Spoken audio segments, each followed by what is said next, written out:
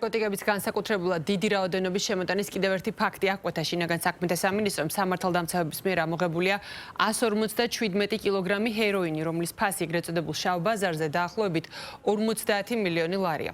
საგამოძიებო მოქმედებები ფინანსთა სამინისტროს შემოსავლების სამსახურის საბაჟო დეპარტამენტის თანამშრომლებმა ჩაატარეს შინაგან საქმეთა სამინისტროს წარმომადგენლებთან ერთად.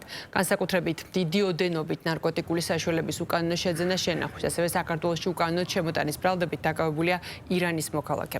გამოძიების ინფორმაციით სატვირთოს მძღოლს მეზობელი ქვეყნიდან მარმარილოს ფილებში ჰქონდა დამალული ჰეროინის განსაკუთრებით დიდი რაოდენობა, რომელიც შემოჰქონდა საქართველოში.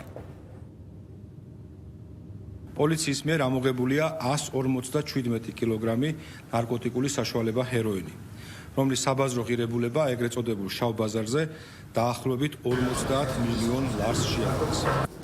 განსაკუთრებით დიდი ოდენობით ნარკოტიკული საშუალების უკანონო შეძენა შენახვის, ასევე საქართველოში უკანონო შემოტანის ბრალდებით დაკავებულია ირანის რესპუბლიკის მოქალაქე. სატვირთო ავტომობილი საქართველოში მეზობელი ქვეყნიდან საბაჟო გამშვები პუნქტის წითელი ხიდის გავლით შემოვიდა. 157 კილოგრამი ნარკოტიკული საშუალება ჰეროინის გადატანას მარმარილოს ფილებით ცდილობდნენ. ჩვენ ინტენსიურ რეჟიმში 24 საათის განმავლობაში ვაგრძელებთ ბრძოლას ნარკოდანაშაულის წინააღმდეგ.